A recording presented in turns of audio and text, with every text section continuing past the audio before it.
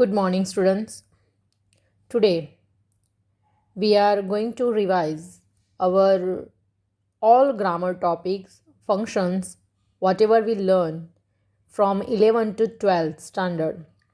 11મા ધોરણની શરૂઆતથી આપણે જેટલા બી ગ્રામર ટોપિક શીખતા આવેલા છે તે 12th સુધી બરાબર છે એને આજે આપણે રિવાઇઝ કરીશું, એકવાર ફરીથી યાદ કરીશું.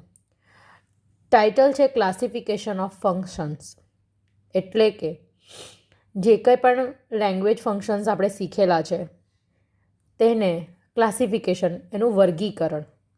તમને અહીંયા આગળ જોઈ શકતા હશો કે ફ્રોમ નંબર 1 ટુ 84 84 અલગ અલગ ગ્રામર ટોપિક ઓર રેકોગ્નિશન્સ છે, કે ગ્રામરના ટોપિક સમજો કે એની ઓળખ સમજો, તો એવા 84 છે. હવે તમને એમ થશે કે 84 બધા અમે શીખેલા છે. યસ, બધું જ તમે જાણો છો, જસ્ટ તમારે લર્ન અને શું કહેવાય કે ઓળખવાનું છે. The recognition is most important thing here. કેમ? કારણ કે આપણને પરીક્ષામાં બરાબર છે આ રીતના બ્રેકેટ આપેલા જ હોય છે. બ્રેકેટમાં તમારે જે ગ્રામર ટોપિક આપેલા છે એને ઓળખાવાના હોય છે. નીચે આ રીતના તમને ગ્રામર સેન્ટન્સ આપેલા હોય છે, બરાબર છે. અહીંયા આગળ આ જે 85 છે, 84 છે, એ હું ફરીથી ડિસ્કસ નથી કરતી. કેમ? કારણ કે તમે એમાં મોટા ભાગનું, હવે હમણાં આપણે લાસ્ટ ટોપિક શીખેલા manner of action. Manner of action એટલે શાનો ઉપયોગ? Use of as. વાક્યમાં એઝનો ઉપયોગ દેખાય એટલે આ શું કહેવાય? Manner of action. અને મેનર ઓફ સપોઝિશન કીધું, બરાબર છે. સપોઝિશન કીધું તો તમારે શું જોવાનું? એઝ ઇફ જોવાનું. શું જોવાનું? એઝ ઇફ અથવા તો એઝ તો જોવાનું. આસ્કિંગ ફોર ઓપિનિયન, તો એકોર્ડિંગ ટુ એવું કંઈક શબ્દ આપેલો હોય એટલે સમજી જવાનું કે આસ્કિંગ ફોર ઓપિનિયન, કે કોઈકનો આપણે મંતવ્ય લીધું. પાછળ according to mister Dave or according to, એવી રીતના. પછી થેન્કફુલનેસ, ગ્રેટિટ્યૂડ, કોઈકે આભાર વ્યક્ત કરીને કંઈક વાત કરી હોય તો. એટલે આ બધું આપણું નોલેજ છે. નોલેજની રીતે પણ આપણે કરી શકીએ છીએ. પણ મારો એઝ અ ટીચર એક્સપિરિયન્સ એવો બોલે છે કે પરીક્ષામાં જે આપણે મેઇન ફંક્શન શીખેલા છે, બાજે કયો? Condition in past, comparison, offering suggestion, indicating contrast, reason, result, purpose, બસ આ જ બધા મેઇન ટોપિક પૂછાય છે. એના આ બધા સબ ટોપિક એટલા બધા ખાસ કંઈ પૂછાતા નથી, કારણ કે આ એક એવો ટોપિક છે જેમાં છોકરાઓ એટલે કે સ્ટુડન્ટ્સ ઇઝીલી માર્ક્સ ગેઇન કરી શકે. તો without wasting time I will explain you or revise you, કે હું તમને એક્સપ્લેન પણ કરતી જાઉં અને સાથે સાથે એક રિવિઝન પણ થઈ જશે લેંગ્વેજ ફંક્શનનું, બરાબર છે. પહેલું જુઓ, કૌંસમાં આપેલું છે કન્ડિશન ઇન પાસ્ટ. તો તમારી આંખ સામે બે શબ્દો આવવા જોઈએ. એક તો ઇફવાળી વાક્યરચના અને બીજી વાક્યરચના જે હોય તે હંમેશા પરફેક્ટ મોડલ ઓક્ઝિલરીઝની હોય. એટલે કે could, would, should, might plus have plus ક્રિયાપદનું V3. તો અહીંયા આપેલું છે had you been here I would have helped you. તો જો વુડ, હેવ અને ક્રિયાપદનું V3 એટલે ક્લિયર. કન્ડિશન ઇન પાસ્ટ, અહીંયા શું લખાય? Condition in past. રેડી? ત્યાર પછી કોન્ટ્રાસ્ટિંગ.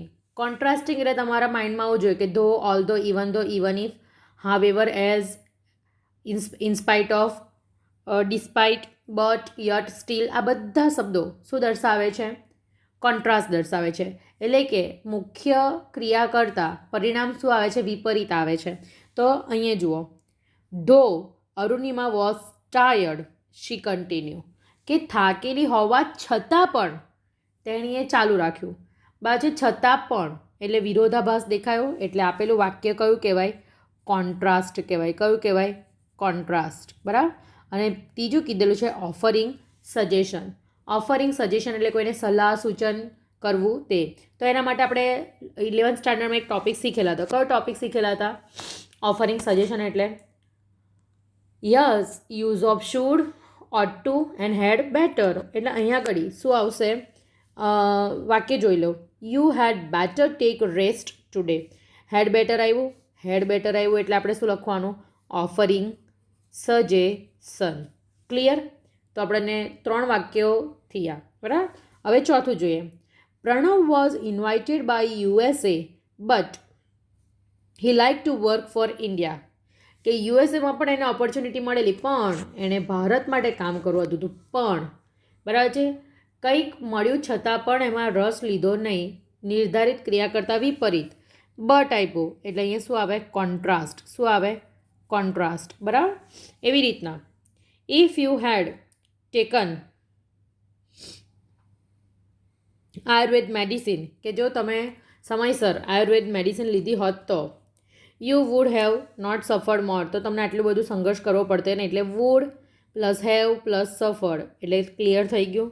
શું આવે? આ કન્ડિશન ઇન પાસ્ટ. કેમ? વાક્યની શરૂઆત સાંધી છે ઇફથી છે. અહીંયા જો હેડથી હતી, પણ હેડ પ્લસ V3, અને અહીંયા પણ if plus had plus V3 એટલે એ જ વાક્ય રચના. You should follow your master's instruction, કે તમારે લોકોએ તમારા માલિકની સૂચનાઓનું પાલન કરવું જોઈએ. એ સૂચન છે, એ કોઈક બીજા કરી રહ્યા છે. શુડ આપ્યું એટલે આ શું આવે? Offering suggestion. ક્લિયર? તો આ રીતના અત્યારે તો શું છે કે આમાં 3 જ ઓપ્શન આપેલા છે અને એકવાળા 2 વાક્યો આપેલા છે. પરીક્ષામાં આપણને લગભગ 4 માર્ક્સનું પૂછાય છે અને 4 ઓપ્શન્સ જુદા જુદા હોય છે. ઇવન એક વધારાનું ઓપ્શન આપે ફોર ધ કન્ફ્યુઝન, આપણે લોકોને થોડું કન્ફ્યુઝન થાય એટલા માટે. હવે જુઓ, આ રીતનું પણ હોય છે, પણ પરીક્ષામાં મેજરલી પૂછાતું નથી. કયું? Showing displeasure, showing ignorance, suggestion, seeking information, appreciation અને કોન્સોલિંગ. હવે શોઈંગ ડિસપ્લેઝર શું દર્શાવે? નાખુશી દર્શાવે. પછી શોઈંગ ઇગ્નોરન્સ, કોઈની અવગણના કરવામાં આવે. સજેશન, સૂચન કરવું. સિકિંગ ઇન્ફોર્મેશન, માહિતી મેળવવી. એપ્રિશિએશન, પ્રશંસા કરવી.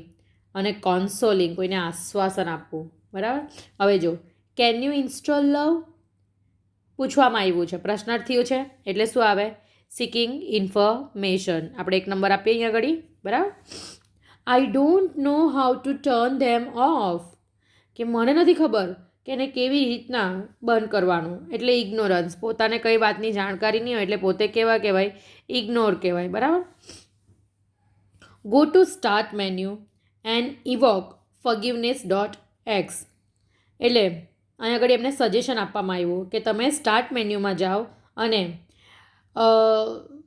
forgive.x નામની જે એપ્લિકેશન છે એને શોધો. બરાબર છે. એટલે અહીંયા આગળ શું આવે? સજેશન. તો સજેશન ઉપર આપણે 3 નંબર આપીએ. બરાબર.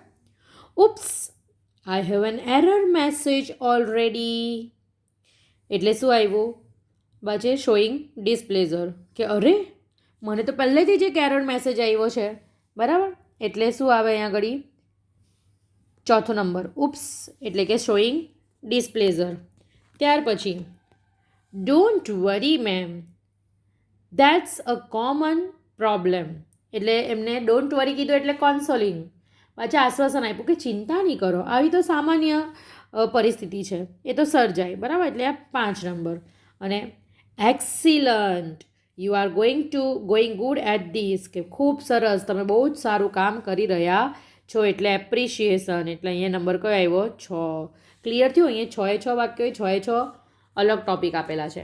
અને આ બધા ટોપિક આપણા જે યુનિટ છે, યુનિટ નંબર 1 એમાંથી લીધેલા છે. અને એને અકોર્ડિંગ ઉપર તમને શું આપેલા છે? એક્સપ્રેશન્સ આપેલા છે. તો આ રીતના પણ ઘણીવાર પૂછાતું હોય છે, પણ અત્યાર સુધી બોર્ડમાં આવું પૂછાયું નથી, એટલે આપણે એવું માની શકીએ કે ન પણ પૂછાય. બરાબર. પણ તૈયારી આપણે બધી જ રીતે રાખવાની. હવે જુઓ, એક્સપ્રેસિંગ ચોઇસ, એક્સપ્રેસિંગ કન્ડિશન અને રિપોર્ટિંગ. રિપોર્ટિંગ એટલે ડાયરેક્ટ ઇનડાયરેક્ટવાળા વાક્યો જોવાના. ચોઇસ એટલે આઈધર નાઈધર કે વુડ રાધરવાળા વાક્યો જોવાના. અને કન્ડિશન એટલે કે ઇફ અનલેસવાળા વાક્ય જોવાના, પણ કયા? સાદા વર્તમાનકાળના, કારણ કે કન્ડિશન એટલું કીધું છે, કન્ડિશન ઇન પાસ્ટ કીધું નથી. He had told them that the work was finished. That આવ્યું, ટોલ્ડ આવ્યું, એટલે શું આવે?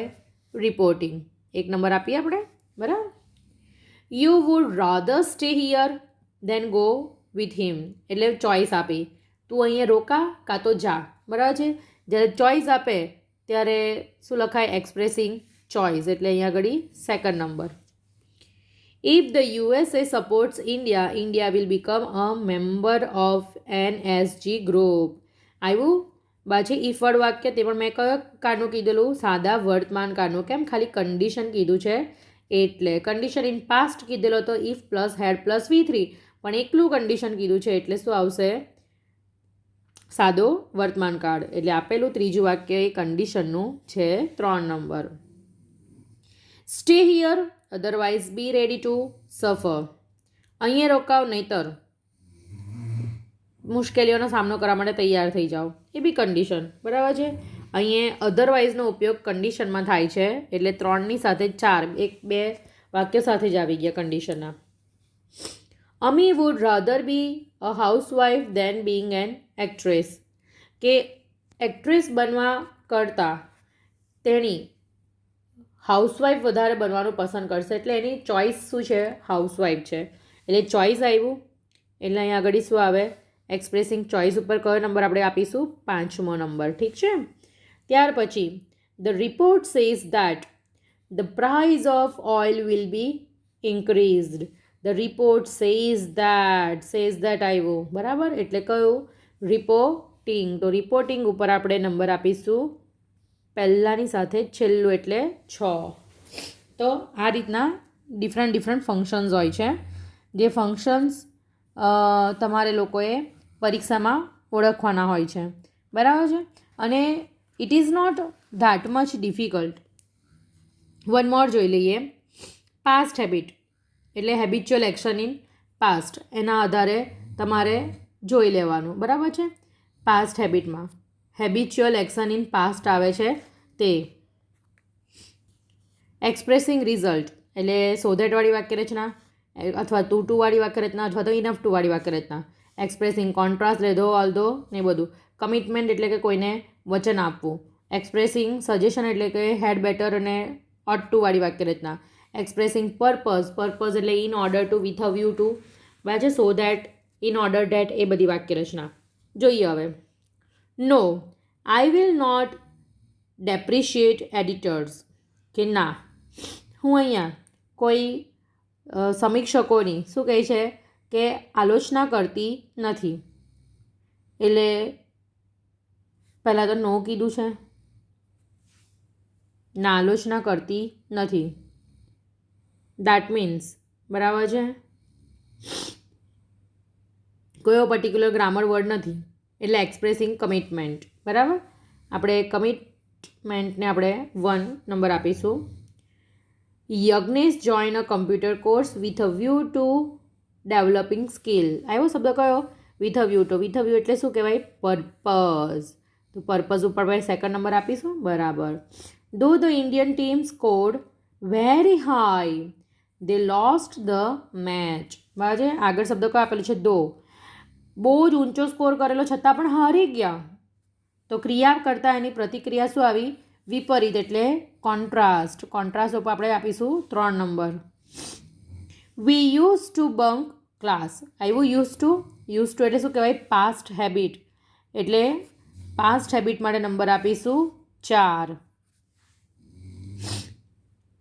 Rutvij is so frighten that he will not go in the dark again. કે ઋત્વિક તો એટલો ગભરાઈ ગયો તો ગભરાયાનું પરિણામ શું આવ્યું કે અંધારામાં જવાનું નામ જ નથી લેતો બરાબર છે. પરિણામ તો પરિણામ માટે શું આવે રિઝલ્ટ એટલે રિઝલ્ટ ઉપર આપણે કયો નંબર આપીશું 5. Start following the practice of rooftop rain water harvesting. વાક્યની શરૂઆત આજ્ઞાર્થ હોય એટલે આપણને કંઈક સૂચન કરવામાં આવેલું છે કે પાણીને એટલે કે વરસાદના પાણીનો સંગ્રહ કરવાનું શરૂ કરી દેવું. દેટ મીન્સ કે સજેશન આપણને સૂચન કરાયેલું છે એટલે અહીંયા નંબર આવશે 6. તો સ્ટુડન્ટ્સ તમે જોયું કે આ રીતના અલગ અલગ ટૉપિક છે. પહેલાં આપણે કન્ડિશન ઇન પાસ શીખ્યા, કોન્ટ્રાસ્ટિંગ શીખ્યા બરાબર છે, ઓફરિંગ સજેશન શીખ્યા. ત્યાર પછી તમે જોયું કે એક્સપ્રેસિંગ ચોઇસ છે, એક્સપ્રેસિંગ કન્ડિશન છે, રિપોર્ટિંગ છે કે હેબિચ્યુઅલ એક્શન છે, રિઝલ્ટ છે, પર્પઝ છે બરાબર અને સજેશન્સ છે. તો એ સિવાય પણ મેં તમને જે કીધું કે આ રીતના પણ પરીક્ષામાં કંઈક અલગ ડિફરન્ટ વે યુનિટમાંથી પૂછે તો આપણને ખબર પડવી જોઈએ. કેમ કારણ કે જો શબ્દોમાં ગ્રામર વર્ડ્સ નહીં હોય તો શબ્દો કયા એક્સપ્રેશનથી બોલાયેલા છે એ સમજવું બહુ જ જરૂરી બની જાય છે. બરાબર, ક્લિયર થયું આટલું? હું નેક્સ્ટ વિડીયોમાં પણ તમને આ રીતના બીજા એક્સપ્લેનેશન આપતી રહીશ. એટલે આના હું તમને પિક્સ મોકલીશ, તમે તમારી જાતે એને સોલ્વ કરજો અને મને મારા પર્સનલ નંબર ઉપર એની આન્સર કી મોકલજો. Thank you.